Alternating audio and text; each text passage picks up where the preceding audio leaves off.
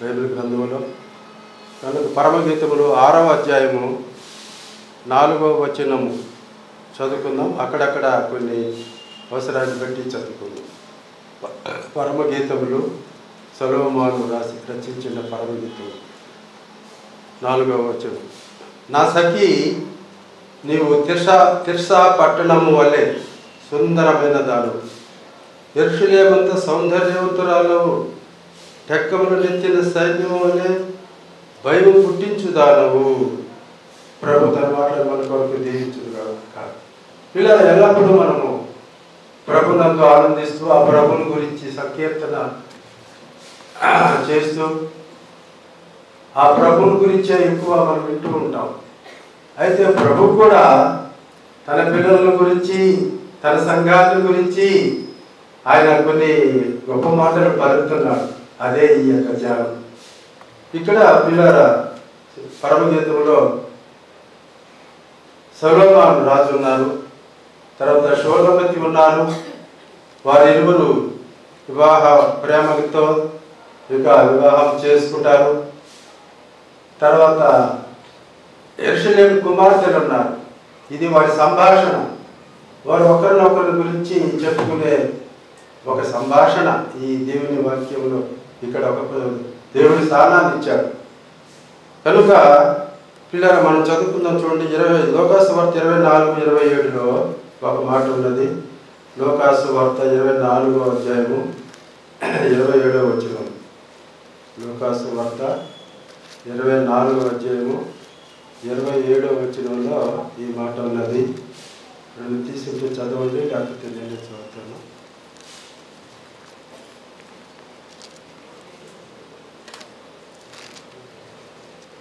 24:27. మోషేయు సమస్త ప్రవక్తలను మొదలుకొని లేఖనములన్నిటిలో తన్ను కూర్చున్న వచనముల భావము వారికి తెలిపెను. లేఖనములన్నిటిలో ఇంక్లూడింగ్ పరమగీతం. పరమగీతాన్ని కొంతమంది అపార్థం చేసుకుంటారు, కొంతమంది దాని యొక్క ఆనందిస్తారు. కాబట్టి లేఖనములన్నిటిలో 66 పుస్తకాలు క్రీస్తుని గురించి రాయబడి ఉన్నదని ప్రభు చెప్తున్నారు. కనుక ఇక్కడ కూడా ప్రభు ఎందుకు లేడు? ప్రభువే లేకపోతే ఇది పరమగీతం ఎలా అయింది? ఇది ఒక గీతమే అయ్యింది. ఇది గీతాలకు గీతం, పరమగీతం.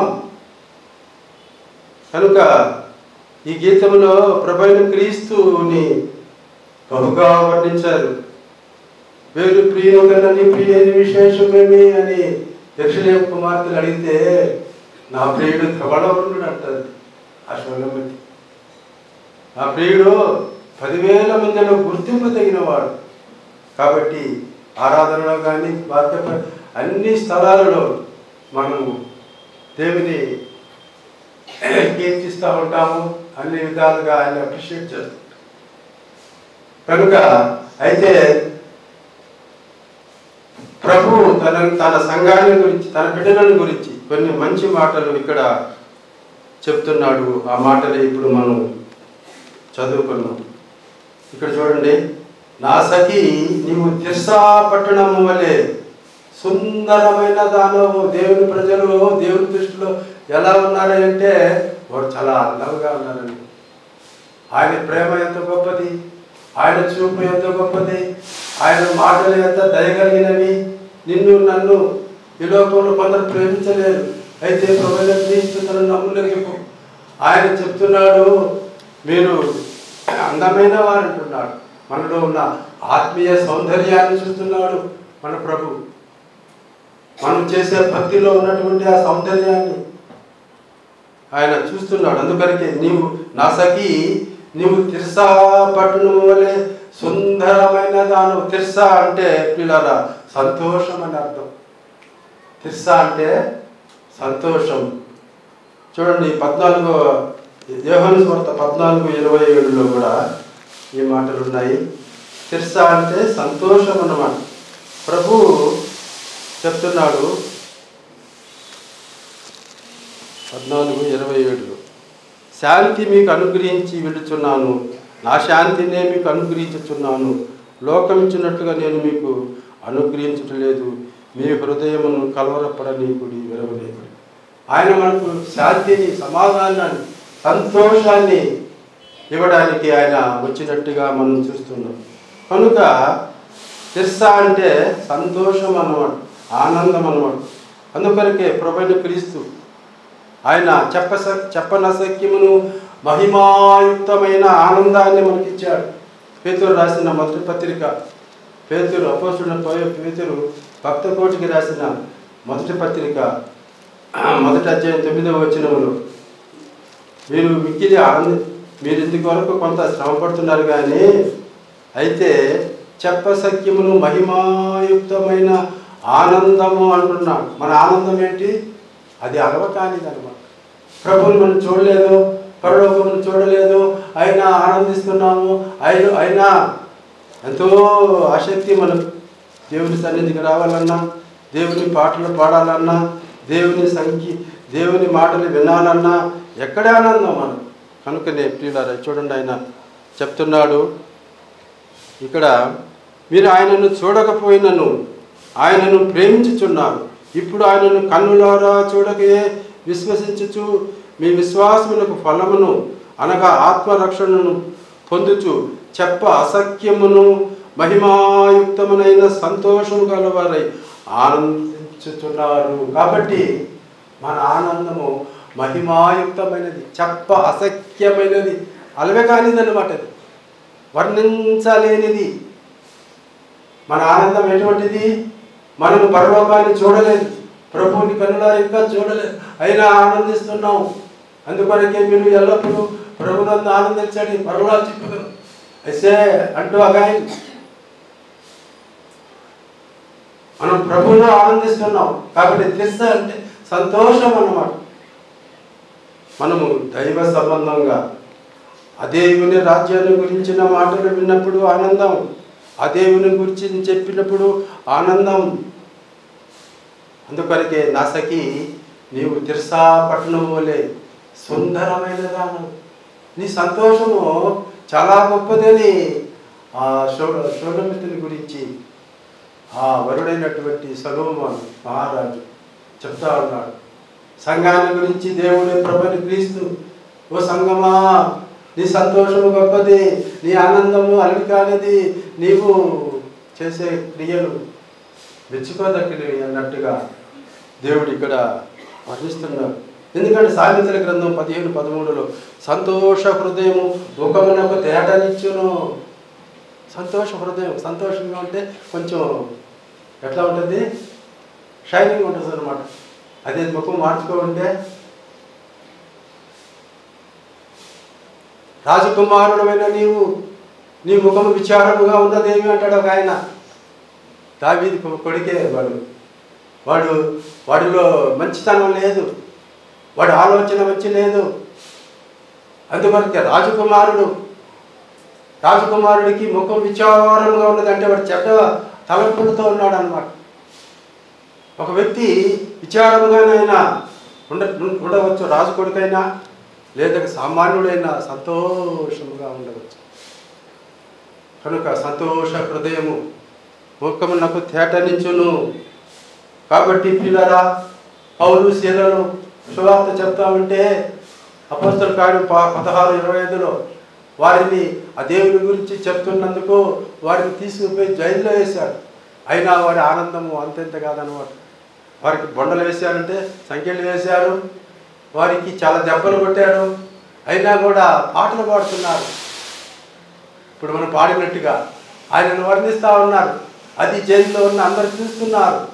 ఏంటి వీరిని కొట్టారు కదా, వీరిని బొండలు వేశారు కదా, బిగించారు కదా, చెరసాలలో వేశారు కదా, ఎక్కడిది వీరికి ఆనందం? అదే చెప్పనసఖ్యమును మహిమాయుక్తములైన ఆనందం. ఉంటే ఆనందం కాదు. దేవుని నమ్మిన వారికి ఏదో ఉంటే, ఏదో మేలు జరిగితే దొరికే ఆనందం కాదు మనది. మనకు ఉన్నా లేకపోయినా ఆనందం. మన ప్రభువులో అన్నీ ఉన్నాయి, బుద్ధి విద్యలు సర్వ సంపదలు ఆయనైతే గుప్తమై ఉన్నాయి. ఒకవేళ ఇప్పుడు ఇవ్వడంలో లేట్ కావచ్చు, ఒకవేళ ఇక్కడ ఇవ్వకపోవచ్చు. పరలోకములో నీ కొరకు మహిమాయుక్తమైనటువంటి ఒక జీవితము ఎదురు చూస్తూ ఉంది నీ కొరకు నాకు. కాబట్టి అక్కడ షూలమితిని గురించి ఎవరు రాజైన వరుడైన సొలొమోను అంటున్నాడు, నా సఖి అంటే నా ప్రియురాలా, నేను ప్రేమించిన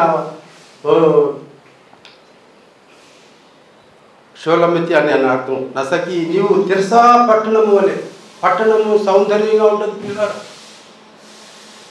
ఆ పట్టణము చాలా సౌందర్యంగా ఉంది కానీ నీళ్లు మంచివి కాదా అంటాడు ఒక దగ్గర. పట్టణంలో ఎంత సౌందర్యం ఉన్నది, ఎక్కడ లేని సౌందర్యం పట్టణాలకు వచ్చేసింది. పల్లెలలో లేని సౌందర్యం. ఒకప్పుడు పల్లెలలో ఎంతో సంతోషం, ఎంతో ఆనందము ఉండేది, ఇప్పుడు పట్టణాలకు వచ్చింది. అందువరకే ప్రజలంతా పట్టణాలకు వచ్చేస్తున్నారు. 1,25,00,000 మంది ఈ మహా జంట నగరాలలో ఉన్నారంటే మొత్తము తెలంగాణ ప్రజలు 4 కోట్లు అయితే మోర్ దాన్ 1/4, అదర్వైజ్ 1/3 ఈ సిటీలో ఉన్నారు. ఎందుకు? ఆనందం. సిటీలో ఉన్న ఆనందం పల్లెల్లో ఉంటుందంటారా? లేకే కదా ఎలాగొచ్చింది. ఉద్యోగంలో ఆనందం, ఇంకో దాంట్లో ఆనందం, చదువులో హ్యాపీ, అంతా హ్యాపీ మూడే. ఉదయం లేస్తే హ్యాపీ మూడు. కనుక ఇక్కడ ఈయన కూడా నా సఖి నీవు తిర్సా పట్టణం వల్లే సుందరమైన దానవు. పట్టణంలో ఆనందం చెప్తున్నాడు ఇక్కడ. యెరూషలేమంత సౌందర్యవంతురాలు, యెరూషలేము ఎంత సుందరమైనది పిల్లారా. అది నాభి దేశము, ప్రపంచంలో నడిపొడ్డునున్నటువంటి దేశము, ఇశ్రాయేలు దేశం. వందలాది దేశంలో ప్రపంచంలో ఉన్న ప్రాముఖ్యమైన దేశము, నడిబొడ్డులో ఉన్న దేశము. అందరూ యాత్రికులు అక్కడికి వెళ్ళే దేశము ఇశ్రాయేలు దేశం. అందుకని యెరూషలేము అంత సౌందర్యవంతురాలు. పట్టణాలతో పోలుస్తున్నాడు. ఒక చిన్న పల్లెటూరు పిల్లని పట్టుకొని, షూలమితి పల్లెటూరు అమ్మాయి, అంత పెద్ద ఎర్రట వ్యక్తి కాదు, చాపల ఛాయ కలిగిన రంగు ఉన్నది. అయితే ఆమెలో ఏమి చూశాడో ఈ రాజు, ఆ వనాన్ని, ఆయన వనము కొత్తకిచ్చినారు వాళ్ళ అన్నలకి. ఆ దగ్గర అక్కడ కాపు కాస్తూ ఉండిపోయింది షూలమితి. ఒకరోజు ఆయన మారువేషంలో వస్తే తటస్థపడింది, ఆయన దృష్టిలో కంటిలో పడింది. మనం కూడా ప్రభుత్వ దేవుని ఈ లోకంలో ఎంతోమంది ఉన్నారు, ఆయన దృష్టిలో మనం పడ్డాము. అందువరకే మనల్ని రక్షించినాడు, మనల్ని ప్రేమించినాడు, మనకు అన్నీ ఇచ్చాడు. తన కుమారుని ఒక కుమారుని సమస్తములకు వారసుని మన రక్షణ కొరకు ఆయన ఇచ్చాడు. ఆయన శిలువ మరణం కొద్ది పావన రక్తము కార్చుట ద్వారా మన కోటి పాపాలు కొట్టివేయబడి ఇప్పుడు క్రీస్తు చేసినందున్న వారికి ఏ శిక్షా విధి లేదు. మన శిక్ష తొలగిపోయింది. చెప్పశక్యము కానీ మహిమాయుక్తమైన ఆనందము మనకు కలిగింది. కాబట్టి నా సఖి నీవు తిర్సా పట్టణం వల్లే సుందరమైన దానవు. తిర్సా అంటే సంతోషము క్రీడ. ఉంటే సంతోషం కాదు దేవుని ప్రజలకి. ఉంటే ఎవరు సంతోషించారు? అందరూ సంతోషిస్తారు. అయితే దేవుని పిల్లల్లో ఉన్న ప్రత్యేకత ఏంటంటే లేకపోయినా సంతోషం. అది నిజమైన సంతోషం. మన సంతోషం ఒట్టిది కాదండి. మన సంతోషం నిత్య సంతోషము వారి తలల మీద ఉంటుంది అన్నాడు యెషయా గ్రంథం. మన సంతోషము నిత్యం ఉండేది. మనము నిత్యము జీవించే వాళ్ళము, పరలోకానికి చెందిన వారము. మనం పరదేశులము ఈ లోకములో. మన లోకము పరలోకము, పైనున్నది, అక్కడ ప్రభువుని క్రీస్తున్నాడు. కనుక నీవు తిర్సా పట్టణము వలె సౌందర్యవంతురాలు అంటాడు. యెరూషలేము వలె సౌందర్యవంతురాలు. మనలో ఏమి చూసి ఆయన ప్రేమించాడు? ఏమీ లేదే, పేదవారమే, ఎన్నిక లేని వారమే, లోకంలో ఉన్న అనేకుల కంటే చాలా తక్కువ వారమే, అయినా ప్రేమించాలి. ఆ ప్రభు ప్రేమను నువ్వు ఎంతగా స్మరించవచ్చు, ఆ ప్రభుని ఎంత గణపరచవచ్చు. అందువరకే షూలమితిలో ఆయన ఏం చూశాడో ఆయన గురించి ఒక పెద్ద మాట, నా సఖి నీవు తిర్సా పట్టణం వలె సుందరమైన దారువు, యెరూషలేమంత సౌందర్యరాలవు. అంతేకాకుండా చూడండి 3వ మాట, టెక్కములో నెత్తిన సైన్యం వలె భయము పుట్టించుదానావు. సంఘాన్ని చూసి, సంఘంలో ఉన్నటువంటి దేవుని ప్రజలను చూసి ఒకనాడు భయపడినారు. అది మీకు చూపెడతాను. టెక్కములు అంటే జెండాలు అన్నమాట. అంటే ఇది విజయము వచ్చినప్పుడు వారు దాన్ని పట్టుకొని సంతోషంతో ఊరేగుతారన్నమాట. నువ్వు టెక్కములను ఎత్తిన సైన్యము వలె. సైన్యం అంటే తమాషా అనుకుంటారా? ఎన్నో యుద్ధాలు చేయటంలో ఆరితేరినటువంటి వారు సైన్యంలో ఉండేవారు. సైన్యం వలె భయము పుట్టించుదానవు. సంఘం అంటే ఒకానొక కాలంలో భయం పుట్టించున్నారు. చూడండి అపోస్తలుల కార్యగ్రంథం 22వ అధ్యాయము 42-43. అపోస్తలుల కార్యగ్రంథము 2వ అధ్యాయము 42-43. 2:42-43. వీరు అపోస్తలుల బోధల యందును సహవాసమందును రొట్టె విరుచుట యందును ప్రార్థన చేయుట యందును ఎడతెగక ఉండేది. అప్పుడు ప్రతివానికి భయము కలిగెను. సంఘంలో నమ్మిన అనేకులు చేరుతూ ఉంటే అన్ని ప్రదేశాలలో ప్రభువైన క్రీస్తు సువార్త ప్రకటించబడుతూ ఉంటే ప్రజలు నమ్ముకొని వారి పాపాలు పోగొట్టుకుని ఆయన విశ్వాసం వచ్చిన వారు దేవుని ప్రజలుగా మారి సంఘంలో చేర్చబడతా ఉంటే ఆనాటి లోకానికి భయం వచ్చింది. మరి ఈనాడు సంఘాన్ని చూసి ఎవరు భయపడుతున్నారు? సంఘమా, సంఘంలో దేవుని ప్రజలారా, మీ పవిత్రతను చూస్తే భయపడాలి ప్రజలు.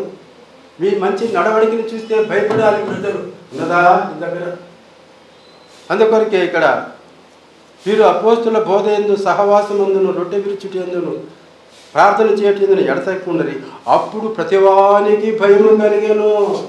అద్భుతాలు జరిగాయి, ఆశ్చర్యకార్యాలు జరిగాయి. చనిపోయిన వారు లేస్తున్నారు, రోగులు స్వస్థపరచబడుతున్నారు, అనేకులకు అనేకమైన అద్భుతాలు ఆశ్చర్యకార్యాలు జరుగుతున్నాయి. ఎన్ని చూసిన లోకము భయపడుతూ ఉంది. వీరి బోధకు భయపడుతుంది. వీరి యొక్క మంచితనానికి సంఘాన్ని చూస్తే భయం వేస్తుంది అనేకులు. ఈ భయం ఇప్పుడు ఉన్నదంటారా? లేదంటారా? అప్పుడు ప్రతి వారికి భయం కలిగింది. మరియు అనేక మహత్కార్యములను సూచక్రియలను అపోస్తుల ద్వారా జరిగినాయి. నీవు నేను ఈనాడు ప్రభువుని నమ్ముకున్నాం, ఒక్క కార్యమైన ఒక మంచి కార్యం చేయలేకున్నామే. ఏదో కొరత. ఆనాటి దేవుని నమ్మిన ప్రజలు వారి సంఘాల్లో ఉంటూ వర్ధిల్లుతూ ఉంటే వారి మాటలలో శక్తి ఉన్నది, వారి యొక్క చేసే పనులలో దీవెన ఉన్నది. అనేకులకు మేలు చేశారు వాళ్ళు. రోగులు పోతా ఉన్నాయి, దయ్యాలు వెళ్ళిపోతూ ఉన్నాయి. ఎన్నో గొప్ప కార్యాలు జరుగుతున్నాయి. ఈనాడు ఎందుకు జరగడం లేదు? ఏదో లోపం ఉన్నది, సవరించుకుందాం, సరిదిద్దుకుందాం. అందుకే దేవుడు వాక్యము చేత ఉదక స్నానములను చేయిస్తూ ఉన్నాడు. అందుకొరకే ఇక్కడ పిల్లల టెక్కములను ఎత్తిన, చూడండి ఇక్కడ టెక్కములను ఎత్తిన సైన్యము వలె భయము పుట్టించుదానవు. సంఘం అంటే భయం రావాలి, ప్రజలకు భక్తి రావాలి. అయితే ఇక్కడ పిల్లరా ఏం జరుగుతూ ఉంది? నేను చూసిన టెక్కములంటే జెండాలని, అంటే విజయ సంకేతాలని. నీలో ఉన్నదా విజయము? లోకమును జయించిన విజయము మన విశ్వాసమే. నీకున్న చిన్న విశ్వాసము లోకాన్ని జయించగలదు. చూడండి రోమాపత్రిక 8:37. లోకాన్ని జయించిన విజయము మన విశ్వాసమే పిల్లల. విశ్వాసము చిన్నదైనా దాంట్లో గొప్ప కార్యాలు జరుగుతాయి. అందుకని నీ విశ్వాసము ఎప్పుడు నువ్వు పోగొట్టుకోకుండా దాన్ని వృద్ధి చేసుకోవాలని చెప్తాడు. అయినను మనలను ప్రేమించిన వాని ద్వారా మనము వీటన్నిటిలో అత్యధిక విజయం పొందుచున్నాము. మరణమైనను జీవమైనను దేవదూతలైనను ప్రధానులైనను ఉన్నవైనను రాబోవున అయినను అధికారులైనను ఎత్తైనను లోతైనను సృష్టింపబడిన మరి ఏదైనను మన ప్రభువైన యేసుక్రీస్తునందలి దేవుని ప్రేమ నుండి మనల్ని ఎడబాప నేరమని రూఢిగా నమ్ముతుంది. ఏమైనా అంతమంది చూసాడు, కరువులు కాటక ఏందేందో వచ్చాడు. వస్త్రహీనత అయినను, శ్రమ అయినను, బాధ అయినను, ఖడ్గమైనను మనలను ఎడబాపున దేవుని ప్రేమ నుండి నిన్ను ఎడబాపేది ఏది లేదు ఈ లోకంలో. అందుకొరకే పిల్లరా ఏది కూడా లోకంలో ఉన్నది ఏది కూడా మనల్ని ఎడబాపనేరు. ఆయన ప్రేమంత గొప్పది. ఆయన అంతగా మనం ప్రేమిస్తున్నాడు, మనం కూడా ఆయనంత కనపరుస్తున్నాం. కాబట్టి పిల్లరా నీవు టెక్కములను ఎత్తిన సైన్యం వలె భయము పుట్టించుదానవు. భయముందా? నీ స్నేహితుడికి నీవంటే భయం ఉందా? ఇంటిలో వారికి తేలికలు, నీ వీధిలో వారికి, నీ బస్తీలో వారికి ఇని హానా, ఇని రెస్పెక్ట్. నేను ఒక యవనస్తుడిగా మా గ్రామంలో ఉంటే చాలామందికి ఆయన వస్తున్నాడు కానీ ఈ జాగ్రత్త అంటారు. నేను చదువుకున్న రోజుల నుంచే అట్ట మెయింటైన్ చేసేవాడిని. నేను ఎవరితో వాడితే సహవాసం చేయను, ఎలా పడితే అలా మాట్లాడను. My work is special. అందుకొరకే ఆయనతో పని కాదండి. మనం కూడా వెళ్ళినప్పుడు ఎవడో ఏదో అంటాడు, ఆయనతో పని కాదురా, ఈ పాయింట్. ఎందుకు అలా నువ్వు ఏదో వాడు కొంచెం డ్రింక్ చేస్తున్నాడు, వాడికి నేను పెద్ద పరిచయం ఉన్నానో లేదో కానీ వాడు కొంచెం ఏదో అంటుంటే ప్రక్కవాడు అంటుంటారు, రే ఆయనతో పని కాదు, ఆగు. మన గురించి ప్రక్కవారు చెప్పాలి. మన మాట, మన యొక్క నడత, మన యొక్క కార్యాలు జాగ్రత్తగా ఉండాలి పిల్లలు. అందుకొరకే ఇక్కడ నీవు టెక్కములని తిన సైన్యము వలె భయము పుట్టించుదాను. సైన్యం వస్తుంటే ఒకరు ఇద్దరు ఆడుంటే భయం కాదా? ఒక సైన్యం వస్తుందనుకోండి, మిలిటరీ ఈజ్ కమింగ్, భయమే పడని వారు ఎవరు ఆ వీధిలో, ఆ ప్రాంతంలో వారు ఎందుకు వస్తున్నారో తెలియదు. కాబట్టి నన్ను చూచి, సంఘాన్ని చూచి ఎవరైనా భయపడకుండా ఉంటే అది అంత మంచిది కాదు. జాగ్రత్తగా ఉన్నాము. అంతేకాకుండా చూడండి, ఇక్కడ 7 విషయాలు, 7 వర్ణనలు మీకు చూపెడతామనుకుంటున్నాను. తర్వాత ఇంకోటి 6వ అధ్యాయం 7వ వచనం, పరమగీతంలో 6:7లో ఒక మాట ఉన్నది. నీ ముసుగు గుండా నీ కణతలు పిచ్చిన దాడిమ ఫలము వలె అగపడుచున్నవి. దానిమ్మ పండు అది అంత అలా చిన్నదిగా ఉంటుంది. అలా విప్పండి, కాస్త కట్ చేసి ఎర్ర మోది ముత్యాల వలె, ముత్యాలలాగా ఉంటాయి అన్నమాట. దాంట్లో ఉండే గింజలు, దానిమ్మ గింజలు. పిచ్చిన దాడిమ ఫలములు అనగా క్రీస్తు జీవితము. అంటే మన క్రీస్తు నమ్మిన పిల్లల యొక్క జీవితం రహస్యంగా ఉండదు. No secret. చాలామంది సీక్రెట్గా ఉంటారు. చాలామంది పైకి భక్తి, లోపల భక్తి లేదు, ఏమీ లేదు. ఉన్నావు అట్లా? నీవు ఇచ్చిన దాడిమ ఫలం వల్లే అది దానిమ్మ పండుని కొంచెం కట్ చేసి ఇట్లా ఇప్పితే, 4 భాగాలు చేసి ఇప్పితే సుందరంగా అంట్లో ఉండే విత్తనాలు కనపడతాయి కదా. అంటే మనం కొండ మీద ఉన్న పట్టణం వల్లే ఉండాలా. దీపస్తంభం వల్లే, దీపస్తంభం మీద ఉన్న దీపం వల్లే మనం సంఘం ఉండాలా. సంఘం అంటే నీవే నేనే కదా. ఉన్నావు అట్లా? నీ ఏమైనా సీక్రెట్ లైఫ్ ఉందా? ఇక్కడేమో బాగుంటారు, మంచి కీర్తన పాడతారు ఇక్కడికి వచ్చి. వాట్ అబౌట్ నీ secret life? What about your house life, office life? Is there any secrecy? Are you maintaining? కాబట్టి నీ కణతలు ఇచ్చిన దాడిమ ఫలముల వలె అవి అగపడాలా. మన లైఫ్ యొక్క ప్రభావము ఇతరులు చూడాలా. చూస్తున్నారా? నీ మంచితనం చూస్తున్నారా? లేకపోతే నీలో ఉండే ఏదన్నా అపోకిరితనం చూస్తున్నారా? చూస్తారు ప్రియులారు, అందరూ మంచితనం చూస్తారు. కనుక మనము యథార్థంగా ఉండాలా. అందుకొరకే యథార్థ హృదయం గలవారిని ఆయన చూస్తూ ఉన్నాడంట. లోకమంతా చూస్తూ ఉన్నాడు. తన యందు భయభక్తులు గలవారి ఎడల తన యందు యథార్థ హృదయాలు కలరేమో అని దేవుడు చూస్తూ ఉన్నాడు. నీవు కనపడ్డావేమో, నేను కనపడ్డానేమో. ధన్యుడు ప్రియులారా. యథార్థంగా ఉంటే వాడు ధన్యుడు. లేదు వేషధారణ అనేది పనికిరాదు. అందుకొరకే సౌరమిత్రులు ఏమున్నది? యథార్థంతో ఉన్నది. నేను నన్ను చిన్న చూపులు చూడకండి అంటారు. ఆమె అప్పటికప్పటికి మేకప్ చేసుకొని నల్లాగిపోయి తెల్లగా కాల ఆమె దారుణంగా ఉంది. ఆ నల్లతనాన్ని కూడా ఆ ప్రియుడు ప్రేమించాడు. కనుక ఆయన అంటాడు, నువ్వు భయం పుట్టించేదా, నువ్వు టెక్కలను తిన్నది. అంతేకాకుండా నసకి నిన్ను చూస్తేనే సంతోషం వస్తుందమ్మా. కొంతమందిని చూస్తేనే సంతోషం వస్తుంది, కొంతమందిని చూస్తే సంతోషం రాదు, కొట్టాలనిపిస్తుంది. నువ్వు ఎలా ఉన్నావు సోదరుడు నవ్వుతున్నావు, కానీ నేను చూస్తే ఏదైనా సంతోషం ఉందా?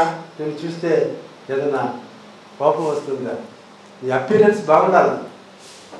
ఇన్వర్డ్ అండ్ అవుట్వర్డ్, లోపల బాగుండాలా, ఆంతర్యంలో బాగుండాలా, తర్వాత బహిరంగంగా బాగుండాలి. ఉన్నాం అలాగా. చూడమైతే అలా అనిపిస్తుంది ఎవరికి? తన ప్రియుడైనటువంటి అది సొలొమోను రాజు. అప్రభైన క్రీస్తుకి ఈ లోకంలో ఉండే తన ప్రజలు ఎలా ఉన్నారు? ఆయన చూస్తున్నాడు. ఒకరోజు లెక్క అడుగుతారు. మెనే టెకెన్ ఉపాసిస్. దేవుడు నిన్ను లెక్క చూచి అడుగుతాడు, ఏబ్రాలు ఇక్కడ ఏదో లోపం ఉంది ఇక్కడ అంత బాగానే ఉంది, ఇక్కడ ఏదో జస్ట్ సవరించుకో. మనం కూడా అప్పుడప్పుడు స్వార్థ అనేటువంటి ఒకటి ఉంది. మన స్ట్రెంగ్స్, మన ఆపర్చునిటీస్, మన థ్రెటన్స్, మన వీక్నెసెస్ మనం అప్పుడప్పుడు చూసుకోవాలన్నమాట. మన బలాబలాలు అది మన ప్రతి సంవత్సరం ఎందుకు పెద్ద సంస్థలు కూడా వాళ్ళు ఆడిటింగ్ చేసి ఫైనాన్షియల్ ఇయర్లో బ్యాలెన్స్ షీట్ ఇస్తారు. మనం కూడా ఇస్తున్నాం మన సంఘంలో. కాబట్టి మనం ఎలా ఉన్నామో మనం పరీక్ష చేసుకోవాలి. షోలోమెతుని గురించి తను వివాహం చేసుకోబోయేటువంటి ఆ సొలొమోను రాజు ఆయన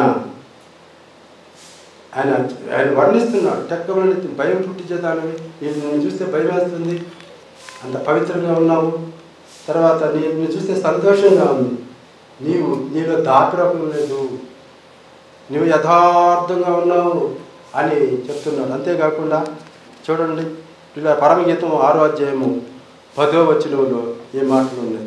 సంధ్యారాగము చూపట్టుచు చంద్రబింబమంత అందము గలదై, సూర్యుని అంత స్వచ్ఛమును కళలను గలదై, ఊహిత సైన్య సమభీకర రూపిణి ఈమె ఎవరు?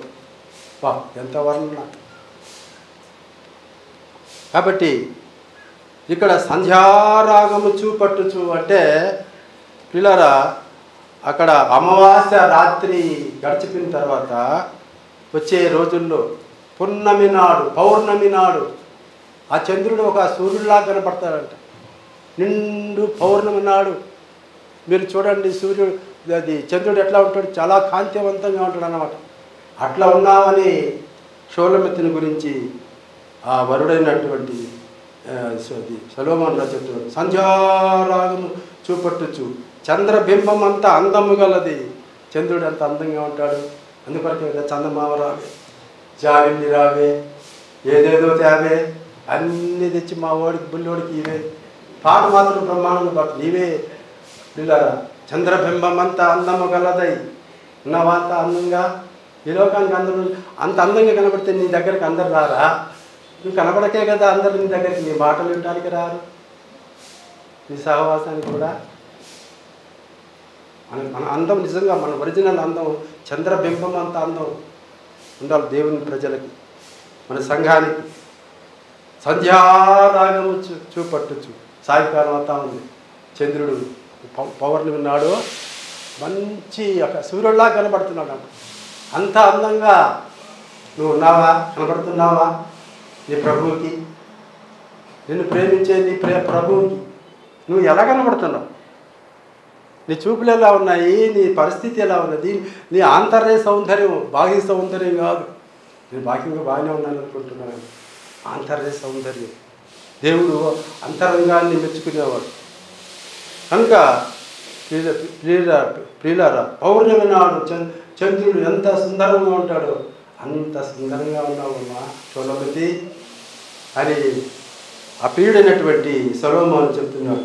కనుక కూడా మనం కూడా బాహ్య సౌందర్యం కాదు కానీ ఆత్మీయంగా అలంకరించుకొని మంచి పనులు చేసి ఈ లోకంలో అందరినీ ప్రభు వైపుకు ఆకర్షించేటువంటి గొప్ప జీవితాన్ని నేను కలిగి ఉండాలని నేను ప్రభు పేరిట మనం చేస్తున్నాను. ఇంకోటి 5వదిగా చూడండి, 6వ అధ్యాయం 10వ వచనం, 6వ అధ్యాయం 10వ వచనంలో రెండవ ఊహిత సైన్య సమభీకర రూపుడి ఏమి ఎవరు? ఊహిత సైన్యం. పిల్లరా, వ్యూహం అంటే 6,000 అన్నమాట. 6,000 సైన్యం అంటే ఎట్లా ఉంటుంది? అట్లా ఉన్నావా నీవని వ్యూహిత సైన్య సమభీకర రూపిణి ఈమె ఎవరు? వ్యూహితం అనగా 6,000 ఉంది సైన్యం. ప్రభువైన క్రీస్తు కూడా ఆయన మత్తయి సువార్త 26:53 అంటాడు చూడండి.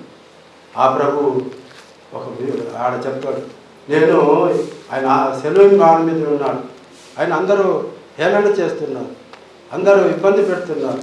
అప్పుడు ఆయన మాట అంటాడు 26:53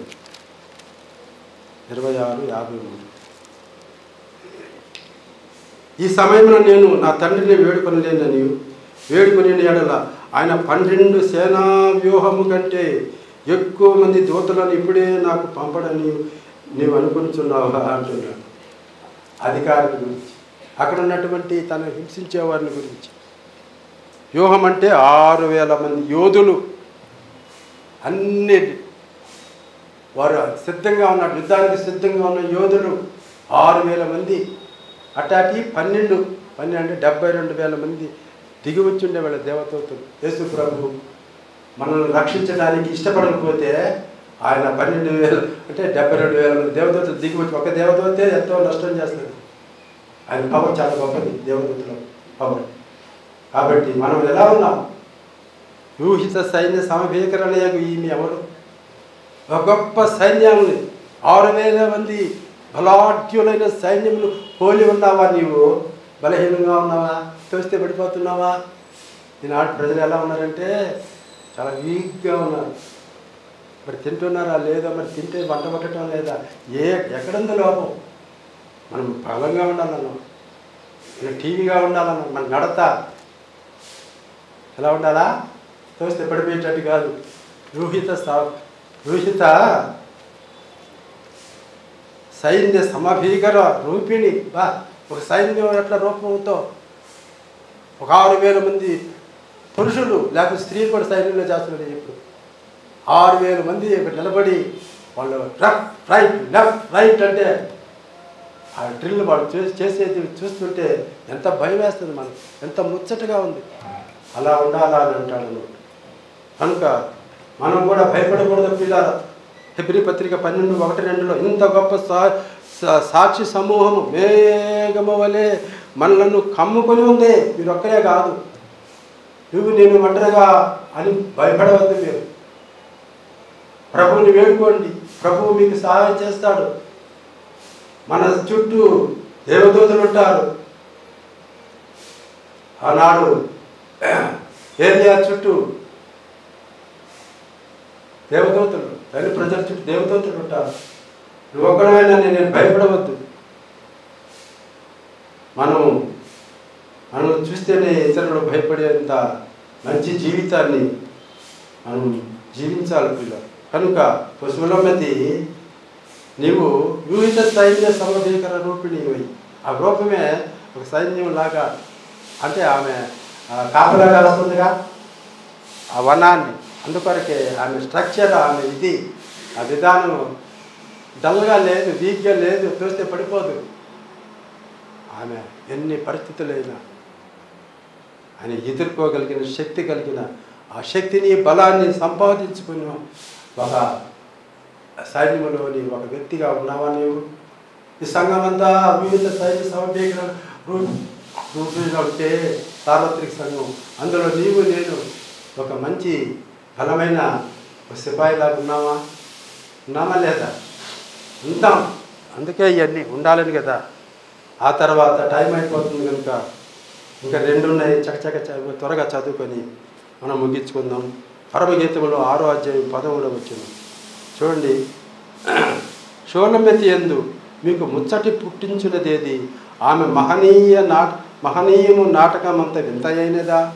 నాటకాలు మనకు ఇప్పుడు తెలియదు, ఒకప్పుడు నాటకాలు ఉన్నాయి. కాబట్టి ఇక్కడ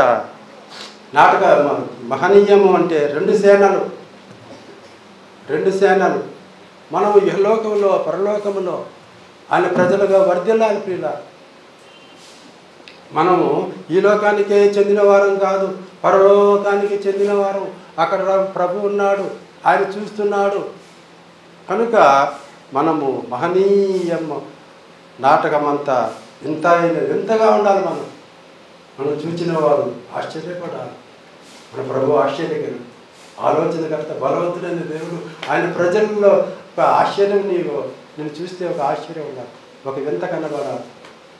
అప్పుడే నిన్ను ప్రజలు నీ యొద్దకు వచ్చి నిన్ను అప్రిషియేట్ చేస్తారు. అక్షరార్థంగా కాదు, ఆత్మీయంగా. భూలోకంలో, పరలోకంలో. చూడండి, ఎఫ్ఎస్సీ పత్రిక 1వ అధ్యాయం 10వ వచనంలో ఈ మాటలు ఉన్నాయి. ఎఫ్ఎస్సీ పత్రిక 1వ అధ్యాయం 10వ వచనం. సరే, టైం అయిపోయింది. నేను కాబట్టి ఇంకొకటి చివరిగా పరమగీతం 7:7లో, నీవు తాళ వృక్షం అంత తిన్నని దానవు, నిబ్బరమైన మనసు కలిగి ఉండడం. తిన్న తాళ వృక్షం అంటే తాటి చెట్టు అన్నమాట. అందులో వంకరతనం ఉండదు. సంఖ్యాకాండము 23:21-22లో ఆయన యాకోబులో ఏ దోషమును కనుగొనలేదు. అంటే యాకోబుకు 12 మంది కుమారులు అన్నమాట. యాకోబు అంటే ఇశ్రాయేలుగా మార్చబడిన ఇస్సాకు కొడుకులు, అబ్రహాము మనవడు. ఇశ్రాయేలులో ఏ వంకరతనం నేను చూడలేదంటాడు. మనలో ఏమి వంకరతనం ఉండేవాడు. మనలో యథార్థంగా ఉండాలి, అండిటారుగా ఉండాలి, చక్కగా ఉండాలి. మన త్రోవలు తిన్నవిగా ఉండాలా, ఇరుగు మార్గం మంది జాగ్రత్తగా ఉండాలా. రాజు యొక్క జయధ్వని వారిలో ఉన్నది. రాజ టీవీ ఉండాలా, ఉన్నదా? ఎందుకు లేదు, ఏదో చేస్తే ఉండదు. కనుక ఈ షోలమతిని గురించి ఎంత మంచి మాట, చాలా వర్ణనలు ఉన్నాయి. 7 సెలెక్ట్ చేసుకున్నాను, టైం అయిపోయింది. కాబట్టి నాసకి నీవు తిర్సాపట్నం వలె సుందరమైన దాని అంటున్నాడు. సుందరవతి సంగమా ప్రియుడే సునిన్ పరిణయమాడగా 448వ పాట. రానుండే విడుదల కలుగును వేచియుండుము, విడుదల కలుగును వేచియుండుము, నీ ప్రియ వివరుడు అరుదెల్చెనుగా, నీ ప్రియవరుడు అరుదెల్చునుగా. సుందరవతి సంఘమా ప్రియుడే సునిన్ పరిణయమాడగా, రానుండే అరుదెల్చెనుగా, మేఘరథమును పరమండలమున పయనము చేయ అరుదెల్చెనుగా, మేఘరథములు పరమండలమున పయనము చేయ, వరుడగు ఏ క్రీస్తుని సరసన చేరి, వరుడగు క్రీస్తుని సరసన చేరి, పరవశముంది ప్రణమిల్లెదవు, పరవశముంది ప్రణమిల్లెదవు. సుందరవతి సంఘమా ప్రియుడే సునిన్ పరిణయమాడగా, రానుండన్ మహిమ స్వరూపము దాతువు నీవు, మహిమాన్వితుని పోలియుందువు, మహిమ స్వరూపము దాతువు నీవు, మహిమాన్వితుని పోలియుందువు, బహుమతులెన్నో దాచెను నీకై, బహుమతులెన్నో దాచెను నీకై, సహనము వీడకు రాజకుమారి, సహనము వీడకు రాజకుమారి. సుందరవతి సంఘమా ప్రియుడే సునిన్ పరిణయమాడగా, రానుండే. సంఘానికి వరకు ప్రభు అయిన క్రీస్తు రాబోతా ఉన్నాం. మేఘాలు మనకు వాహనాలై వెళ్ళబోతా ఉన్నాం ప్రభుని కలుసుకోవటానికి. అటువంటి సమయంలో ఆయన కోరిన రీతిగా షోలముతిని పోలి తెర్సా పట్టణంలో సుందరంగా సైన్యంలోకి ఎత్తిన అంటే భయం పుట్టించే టెక్కములు ఎత్తిన జెండాలు ఎత్తిన సైన్యంలాగా, లేక పిల్లరా విచ్చిన దాడిమ ఫలములు వలె, లేకపోతే చంద్రబింబమంతా అందము కలిగి సంధ్యారాగం చూపట్టచ్చు. తర్వాత వివిధ సమభీకరణ రూపిణేగు ఈమె ఎవరు అంటే 6,000 మంది సైన్యమును పోలిన ఒక వ్యక్తి సంఘము 6,000 సైన్యానికి సమానంగా ఇంత గొప్ప సాక్షి సమూహం మనకు మేఘం ఉంది.